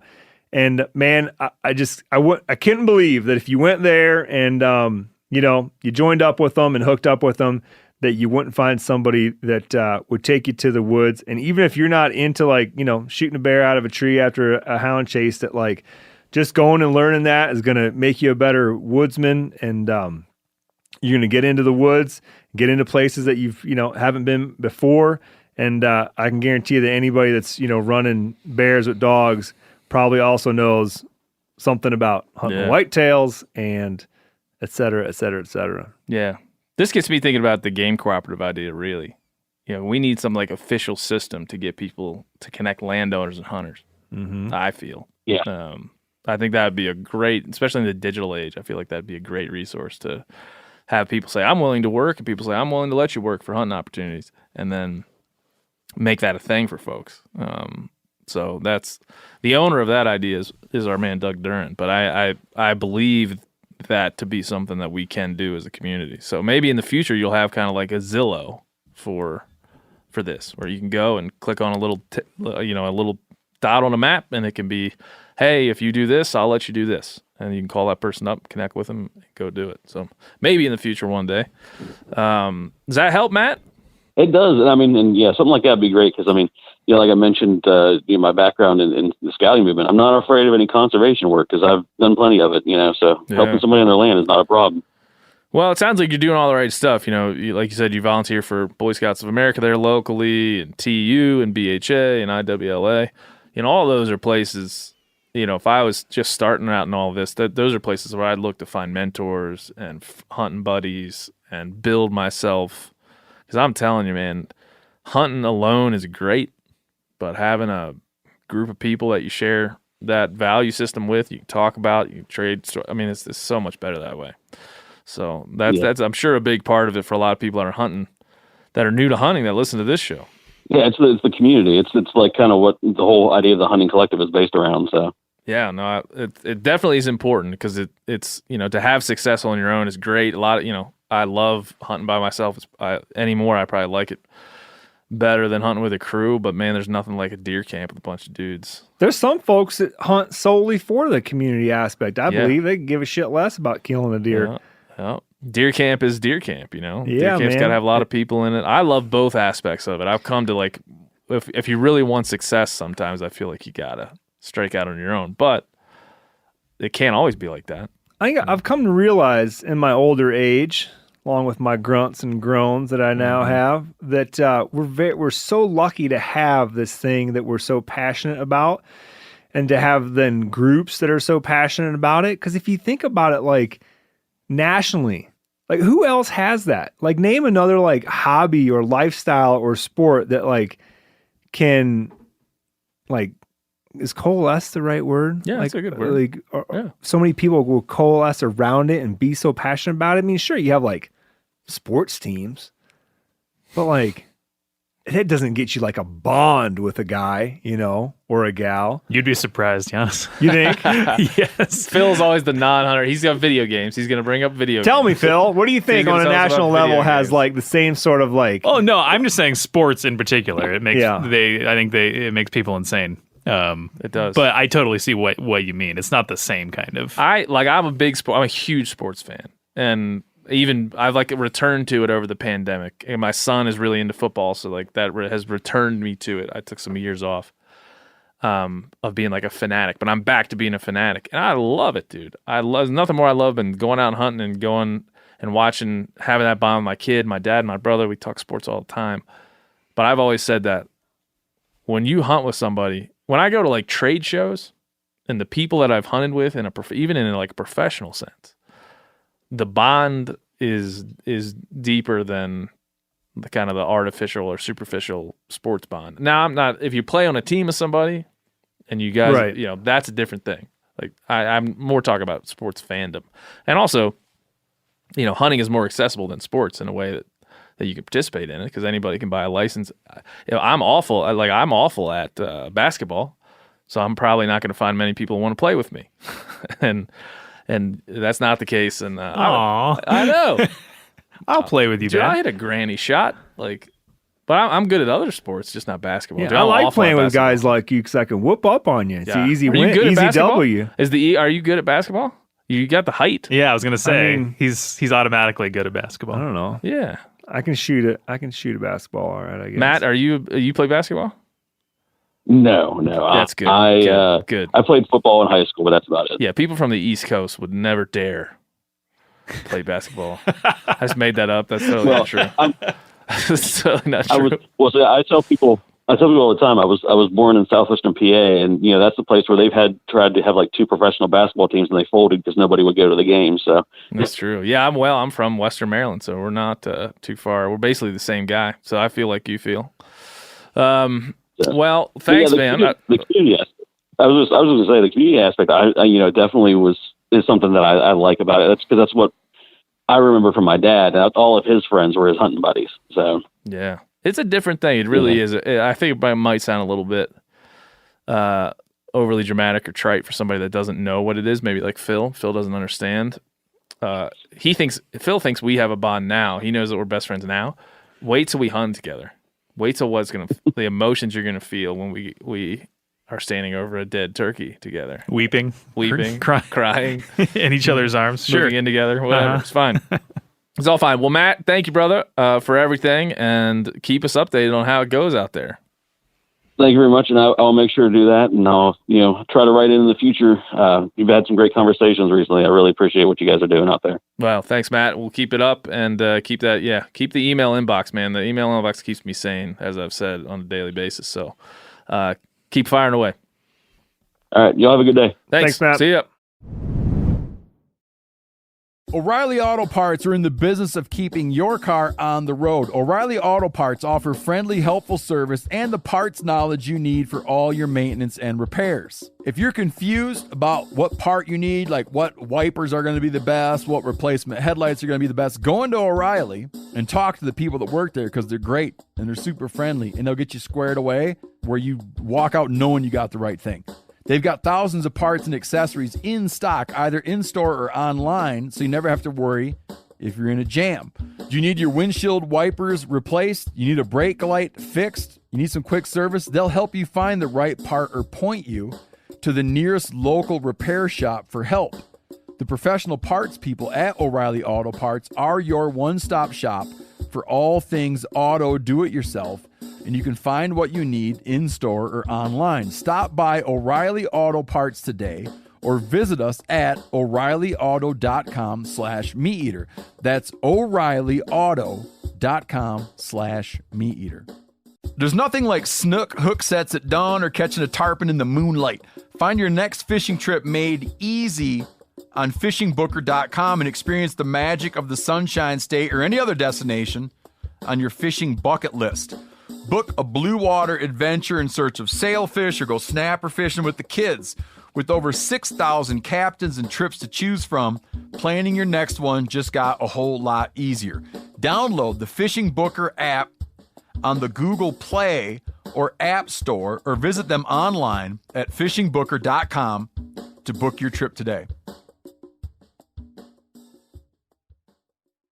You ever get that feeling you're stuck inside staring at screens and a primal urge kicks in? You crave wide open spaces, fresh air, the chance to connect with the land. Well, maybe it's time to find your own piece of the wild, but searching for property can be a maze. That's where Land.com comes in. They got millions of listings across the country, from mountain ranches to hidden fishing holes. Their search tools are like a seasoned guide helping you narrow down what you want. Land.com isn't just about buying and selling. It's about finding a place to hunt, fish, explore, or simply sit by a campfire and listen to the crickets. So head over to Land.com today to turn one day into today, because trust me, there's nothing quite like the feeling of standing on your own piece of earth. I'm so excited for the Rotel dip. My neighbor used to make that shit, and it was it was good the first, like when it was warm, but then if you ate it 2 days in a row, you'd be like, you would die. Screw this. You would die. But like once a year, I'll put the hammer on it. Eric Hall knew about it. I was not sure. Eric Hall! How you doing? What's going on, man? Let's ask Eric what he knows about Rotel dip. You know anything about Rotel dip? Rotel tomatoes. Yep. Yeah. Rotel. Yeah. Do you know anything about, like, you guys ever have Super Bowl parties over there at the Hall household? No, but I've made sausage dip with Rotel tomatoes. There it is. And processed cheese, correct? I usually use cream cheese and then a jar of the queso. There it is. Quesadilla. Yeah, I saw that variation too. Some people, if you don't want to go the Velveeta route, you can go like half shredded cheddar and half cream cheese, and you'll end up with a similar result. But yeah, some people call it Rotel dip, but yeah, sounds like you could call it sausage dip too. I call it sausage dip. I used bear sausage. Last time I used bear sausage. That's what I'm getting inspired for football. I was going to make like healthy things, but now I feel like I got to make this dip. All right. I told you just a second ago I was going to ask you this question later, but now I want to hear what Eric's got to say about it too. Okay. This is the Eagle Asks. Who you picking for the Super Bowl? For the Super Bowl? You know, I will also admit that I did a little betting on this Super Bowl. Nice. I gave Tell me. I gave myself $150 at the beginning of the playoffs. All right. And I just was betting along each game. And I still have all my money left. Now, are these like digital bets, or are you betting with buddies here in town? Here in Montana, you can just go to like a little kiosk, put your little bet in there. And it's completely legal, Phil. I know what you're thinking. No, it's not. It's a completely legal thing that I'm admitting to here. Nobody asked, Ben. You seem a little defensive. Okay, where are you at now? You had 150. Where are you at? 177. Nice. And so if I win my bets, I bet on the Tampa Bay Buccaneers to win. So if I win my bets, I double my money. Do you want them to win, or are you just betting on them? I do. I'm a Tom Brady fan. Oh, God. Is that bad? Oh, my stomach just turned over. He's a 43-year-old man. He looks like he's 25. Great. He's drinking from the fountain of youth. Good for him. Have you ever seen like... Ben's a Tom Brady fan because he sees what he wants to be. Yeah. Have you ever seen like a picture of Terry Bradshaw when he was 43? He looks exactly the same as he does now. Yeah, he looks awful. Tom Brady looks like he looks like an 18-year-old boy. Something's going on. I think he might have sold his soul, is what I think. But I'm betting on the man. And Ben respects that. I respect that. I'm betting on the man that can defy time and defy age, because I think he might have other tricks up his sleeve. But I've bet against, I will admit, had to have betting against the Chiefs multiple times and lost each time. But I don't put a lot on it because the Chiefs are good. I'm just hoping that it's going to be an exciting Super Bowl. Me too. A good one to watch. That's all. I only watch like one, maybe two football games these days. But Eric, who you picking? I'm going to have to go with Buccaneers. That a baby. I'm going to see if he can do it without Belichick. Yeah, I like it. It's bad. It's like not real smart to bet against the Chiefs, I think, but I'm doing it. And I like where your head's at. Tom Brady is something different about Tom Brady. Look at his face. Just look at his face. They put a picture like George Blanda when he was 43. He just looks like he's 80. So I think there's something going on. Yeah, he and I are similar in age, and I certainly look a little bit older. Yeah. But I don't color my hair. You think he colors his hair? I don't know. If you're in your early 40s, man, like a little bit of gray, it's pretty normal. But not for Tom Brady. I mean, just look at him. Just look at him. All right, Eric, what's your question? Look at it. Like, look at him in the combine when he was like in his 20s. He looked older when he was 20 than he does right now. I think he might have the Benjamin Button thing going on. Oh, it's almost as if he has a full-time nutritionist and probably plastic surgeon and I heard that he spends $1 million. Personal trainers. Yeah. I heard he spends $1 million a year on his health. Yes. Eric, I'm just going to I want to gauge the type of man you are. If it was hunting season and you had a good hunt on this upcoming Sunday, like a good sit for a deer or a bear or whatever you're into, would you skip the Super Bowl to go hunting? Absolutely. Yeah. I mean, you too, Ben? Silly. Of course. Yeah, I guess now you just DVR it and watch it later, right? Yeah, of course. No, the cool thing about football is that you can just start watching in the playoffs and like most of the hunting is over. So it's kind of like a nice little thing you can do. So yeah, no, there's lots of football during hunting season, which I never see. Yeah. Because I'm doing other things. But yes. Well, lots of folks leave the deer stand to go catch their, the home team playing. Like Doug says, the best day to go hunt your neighbors in Wisconsin is when the Packers are playing. Yeah. You know what would really be fun? And I know they do it in Minnesota. They put those ice shanties out there and they watch the Super Bowl on the lake while they fish. They're ice shanties. Oh, yep. Yeah. I would do that. Yeah, they get a little generator, put a little TV on. I'd do it. I'd be into it. But no, I enjoy this. Like this time of year's kind of off time, right? Around here, you can go chase mountain lions or ice fish, or there's a lot of stuff to do outside, of course. Mm-hmm. But it's not as pressing as like elk. And I don't mind on a nice Sunday if I get up and go locally for an elk season. If it's quiet at noon, I don't mind going catching a football game, coming back, a little bit later on, taking a little break, watch a little football. I don't mind doing that on a Sunday. So I'm not against it, but I would never, ever pick football over hunting, no matter what. Good. There's no scenario. So, Eric, do you have a question? I like to let you freestyle. I didn't even ask you for any questions. But do you have anything? It doesn't even have to be a question about. It just be anything that you want to talk about.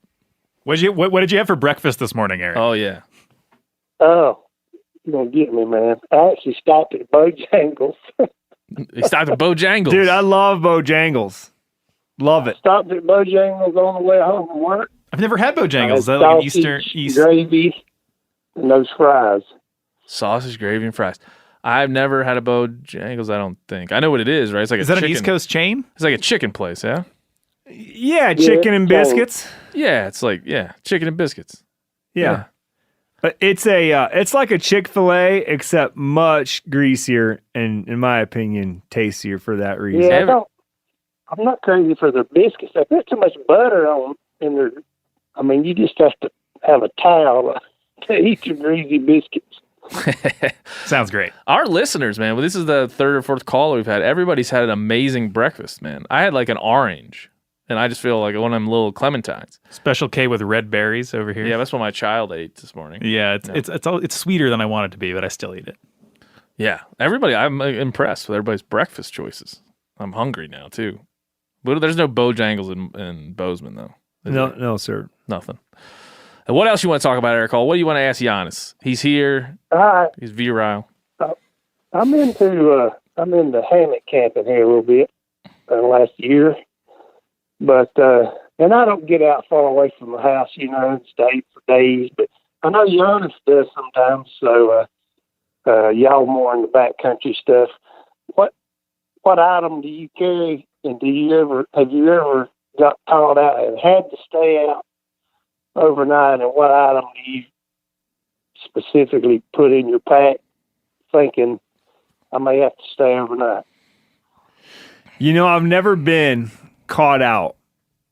I've stayed out kind of on purpose really, really late, and by the time you get back, you might as well have called it staying out. Like one time the hike was just long enough, and we had to wait just long enough on this blood trail because we had like a suspected, bad hit that we just kind of decided to take a nap. I think we woke up around midnight and then followed this blood trail and found this elk and then chopped it up and, got back to camp, whatever. It was like, guys were going to get up in like the next hour or two, But these days, I think the only thing I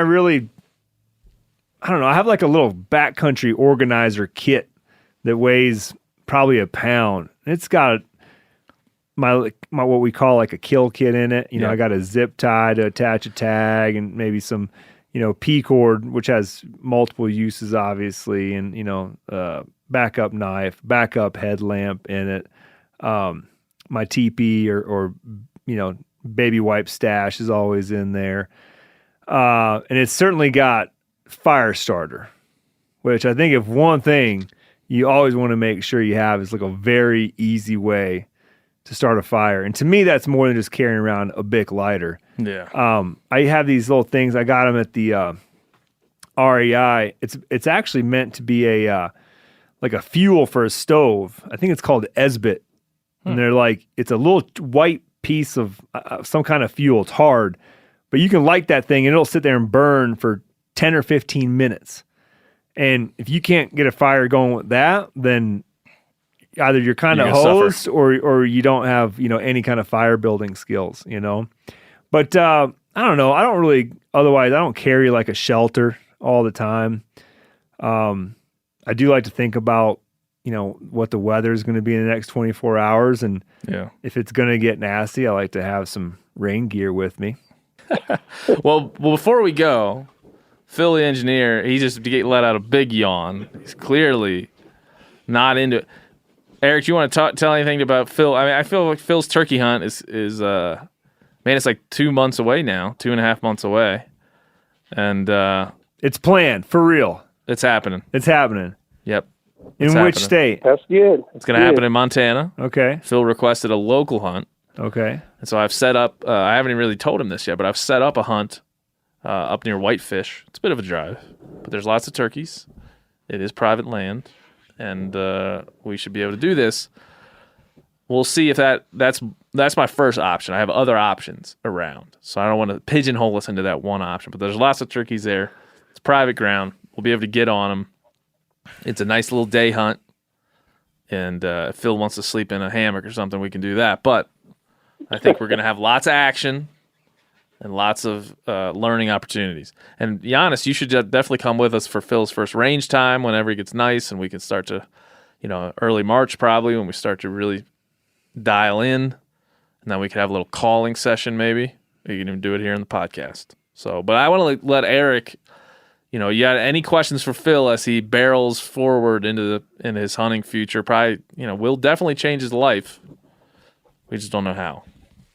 Yeah, I heard him saying there before on the podcast that his number wasn't real high, but maybe it will be after his first time. So we're just rooting that that after his first time he's going to like it and want to go back and maybe eventually go by himself. So that's the main goal. Get Phil out there and see if he likes it. Yeah, I mean, I've said it before, Eric. I'll say it again. It's Janis and it's Eric who are the fire. Yeah, behind me. I'm more of a distraction. Exactly. Yeah. Ben's a wet blanket over my fire. Yep. Yeah. That's true. It is true. I could see it in his eyes whenever Janis is like, "Come on, Phil, start hunting," and he perks up a little bit. He seems a little more serious. When I'm like, "Come on, Phil, get your thing done," and it's like when you're talking to your kid, and like you telling him to do something is going to make him not want to do it. Either. I think you just have to do some reverse psychology, Ben. Yeah, I don't want you to come exactly. With me. Like I don't want to waste my time with some. You wouldn't be able to do it anyway. Some engineer, that doesn't even know anything about hunting. Yep. Is that working? Yep, it kind of is. All right, cool. Thanks, Eric. Thank you, Eric Hall. I expect that you'll be giving your opinion or at least your writing skills to the theme song. Are you going to do it? I will not. I am not a fan. All right. As a man, stand your ground. Stand your ground, Eric Hall. All right. We'll go forward without you. All right. Well, I will be listening. We know that. I probably will not be submitting. I love it. All right, man. Well, thank you. It's good to talk to you. Keep on keeping on it there. Yeah, thanks for your time, Eric. Always a pleasure. All right, y'all take care. See ya. Okay, Janis, I feel like Ask the Eagle is a hit, man. We talk about this every time, but I feel like we got to get Eric Hall in here. Eric Hall sometimes brings the energy, other times is a little more sedated. This time, I think he was full of Bojangles, French fries, and gravy. Yeah, that'll do it to you. I'd be ready for a nap. I've never had that meal there, but I'm gonna try it next time I'm in North Carolina. Hopefully this summer, man. God, I haven't been in 3 years. Really? Yeah, because either work or my house or global COVID. Pandemics. Yeah, yep. I'm kind of got a craving for all kind of stuff after what we heard from our folks in the breakfast scenario, like cinnamon buns, bacon, French fries, gravy. Boy, oh boy. Mm-hmm. But yes, Ask the Eagle is I would say it's my favorite thing to do because we just talk to people that we really like to talk to. So thank you to Mike, Matt, Eric. But what's the next thing you're excited about? You gonna go lion hunting with old Mingus? Oh yeah. Yeah. I've been trying to make it out 2 days a week while I'm home. And he's at least treed one lion, I know. Hasn't right? treed himself. No, he has been a party to. He's been at a couple trees with lions in them. Okay. But we keep trying. We're keeping after it. But Steve and I are going down to hang out with Clay Newcomb. Yeah, he was telling me. In about 10 days. Hunt squirrels behind his feist. Maybe a little coon hunting. And then hunt coons behind his plots. And I'm bringing Mingus down. Oh, you are? For that to get him on some coon action. Mingus has got some good experience in his young hunting dog life. He hasn't been around some good hunting dogs, though. He has, for sure. I just know that there's a lot of dogs that at his age have done a lot more. Okay. Well, before we go, Janis, I'll give you this opportunity to speak with Phil about his turkey hunting. Because, again, what I say has little to no effect, if not a negative effect. So now that him and I have talked about kind of like the NRA gun safety rules. We've talked about that. We haven't talked about kind of turkeys yet or calling turkeys. We'll get into that later. We got plenty of time, I feel, at least a month or so to get through that. But do you have anything you want to say to Phil? He's perking up right now as we speak. I think Phil should know, and this will help Phil keep you fired up throughout this process and get through the next Because right now, for me, the next 2 months are just I'm buzzing with anticipation because it's coming. It's coming. We're going to hear a gobble soon, and we'll be in those beautiful spring turkey woods. But for you, it means nothing. But what you should know is that when it's all said and done, Ben calls in a turkey and you shoot him, because I'm sure that's going to happen. Oh, it's going to. You're going to have 2 breasts and 2 thighs and 2 legs. Plump some breasts. of the finest eating out there. So good if you do it right. The breasts you almost can't mess up. I mean, you can cook them anyway, and your kids, if they don't like it, something's wrong with them. Yep. I'm not joking. Kids are weird. I'm not joking there. Like, it is so good. Like, Yes. there's a lot of times, even with I cook an elk or something, and my kids are kind of like, but they have never given me an ant about turkey meat. Smoked, honey glazed. Just come on, man. Yeah. Just come on. I like turkey cordon bleu is my favorite thing in the world. Schnitzel is ours. Schnitzel is wonderful. Anything you do with a chicken, you can do with a turkey. That's a new T-shirt we're making. Anything you do with a damn chicken, you can do with a turkey. Yep. Except when you're eating it, you get to tell a story about how Ben called it in. Turkey parmesan, right? What's your favorite meal? That includes a white meat, Phil. I mean, is it like wrong to say fried chicken? No, it's not wrong. Fried turkey. No, because basically schnitzel is pounded fried turkey, and if you don't want to go through the process of pounding it, you can just do what we call turkey nuggets. Yeah, turkey nuggets are. Oh my gosh! Now I can't take it, dude. I can't take it. I'm tingling. Well, I told you this. I was blind, and then I went to the NWTF conference last year. Yep. I had no idea. I had no idea it was such a big deal. No idea. I've been trying to tell you. I gave you a book that I don't know if you've read it yet. I haven't yet. I will before we go, though. You read the 10th Legion. It's like a full-on sickness. I mean, they say that about a lot of outdoor it is. passions and activities, fishing and hunting in general, but the turkeys just really, really grab you. I mean, it is. A part of it, I know this to be true. A big part of it is the anticipation. And because we have like a doldrums, we're currently in the hunting doldrums, at least in where we live. And then everything comes to life. And you're just like so happy to be out of the doldrums.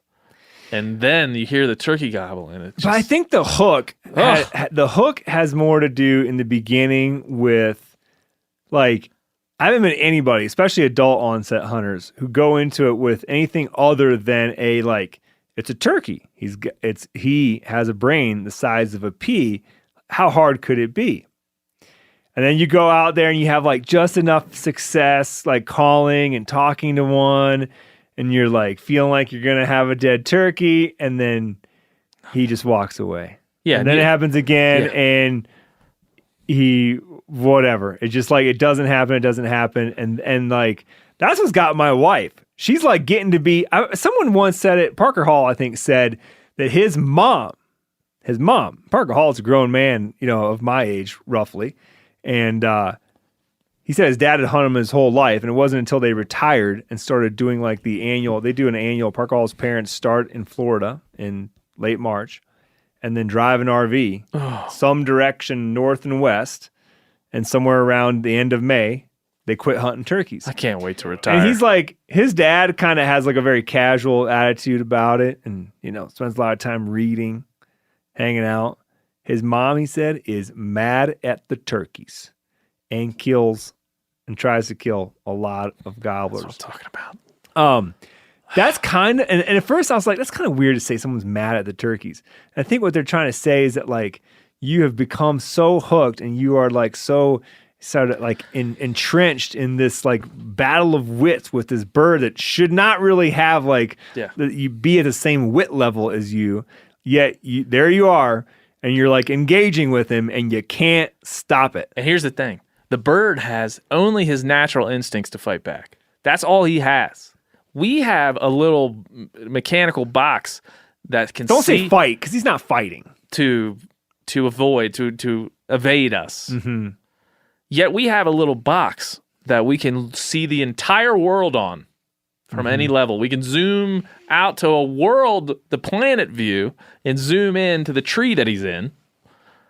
And we have fake, plastic, sometimes real feathers on decoys. Mm-hmm.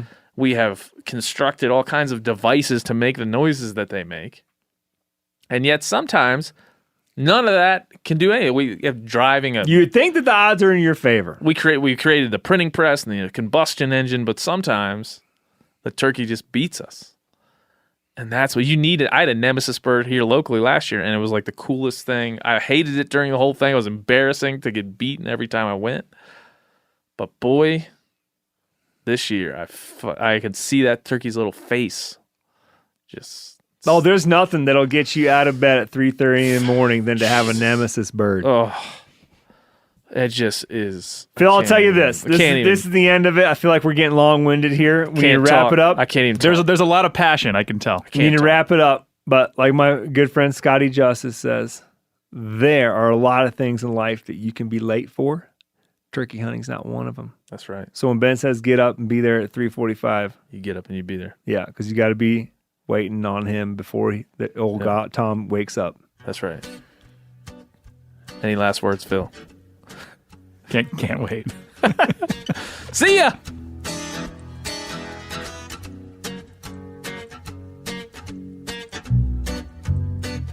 That's it. That's all. Another episode in the books. Thanks to Janis Putelis. Thanks to all of you that emailed in and we called and you answered the phone and you were in for another Ask the Eagle. Like I said before we got started, this is one of my favorite things. And Phil, guess who got his prediction right on the Super Bowl? Ben O'Brien? That's right. That's right. Just another reason why I might get out of the hunting industry and just join the gambling world. I think it might be smart. Anyway, the email came in from Thad L. He said, good afternoon, Ben and Phil. And this is like the most desperate email I think we've ever received. Please, please, please, please film Phil's first turkey hunt. The long road all your fans have had to endure, and during the COVID shutdown and the anticipation for Phil's first hunting experience, it must be seen. Phil, I wanted to run this by you because I know it has been a long road, and pretty soon we're going to start buying our tags, and we're going to start announcing dates. We're going to start filling everybody in on what they can look forward to in the spring season here at THC. Lots going on. But are you okay with being filmed? Yeah, of course. I'm just here to make this show as good as it can be. I mean, would I prefer to not be filmed? Well, yeah, obviously. Maggie up in production, Tracy on the other side of the building were filmed for the Meat Eater television show for their very first hunt. And I think both of them would have preferred not to be. But, I'm doing it for you, Ben. This is all for you. Thanks, brother. So, thank you. And, honestly, it might be fun. Who's to say? Let me just say this to you, Phil. Let me say this. And I am serious about this. If we film this, even on my phone, and anybody talks shit about Phil, I'm coming for you. Okay? I would probably going to send you a series of mean emojis or something on the internet because I will protect Phil from all the slings and arrows of the internet. I won't have it. This is a warning out there to everybody. I won't have you talking about Phil that way. Okay? He didn't miss that turkey on purpose. I'm just practicing what I'm going to say. He didn't miss those 3 turkeys on purpose. He was trying his best. He didn't trip over that branch and cut his face open on purpose? No, he was trying his best. He gets a participation trophy from me. I'm going to make. Yep. Anyway, well, stop talking. Stop talking about Phil. Ben, because it's not like precious. Leave him alone. Sorry. Continue. I'm all fired up now. No. I'm hypothetically fired up on your behalf. I'm done. Point all the cameras at me and let the internet judge me. I don't care. Stay away from Phil. Bastards. Anyway, I think we will. We will film it, at least for social media.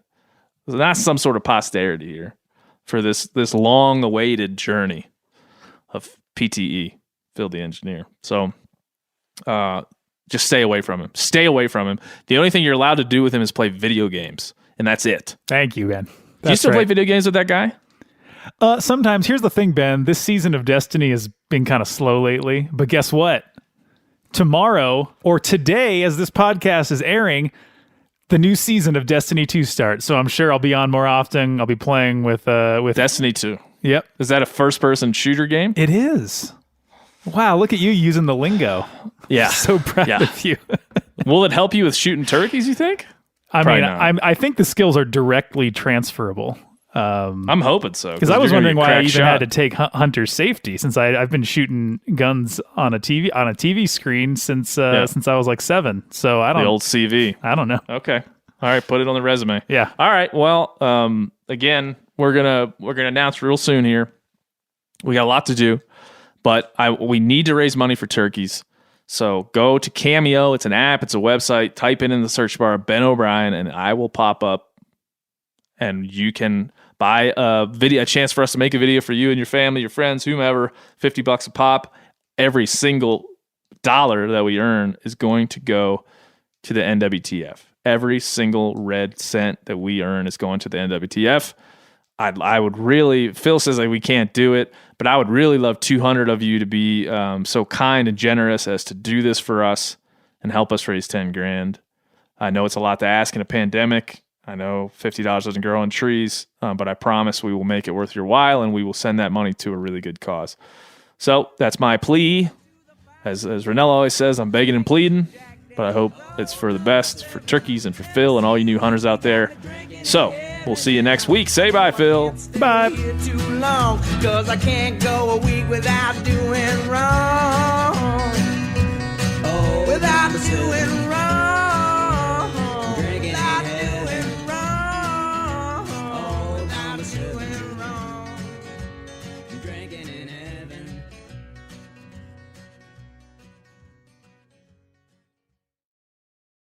Hey guys, turkey season is in full swing right now, and if you are planning on getting after it, make sure to pick up some Meat Eater Phelps turkey calls to stuff into the old turkey vest or into your fanny pack right now. I carry a few different things. I like to use mouth calls, and I like to use pot calls. Mouth calls or diaphragms, I like them because it gives you hand-free calling, meaning when you're working a bird up close, you can have your gun on your knee, finger on the trigger, ready to roll, and still be making turkey sounds.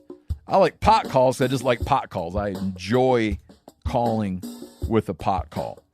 Whatever direction you go, including a box call, which I don't personally use too much, but they're fun and great, and I started out with them. Yanni, on the other hand, one of my main turkey hunting buddies, he loves box calls. And what's funny is I'll now and then look to him and give him the look that means get out your box call and find us a turkey. So it's not that I don't like them. I just have Yanni use his. Then I don't have to carry it. Go to Phelps Game Calls. Get calls that are made in the USA and get calls that'll get them close. Find yours at phelpsgamecalls.com today.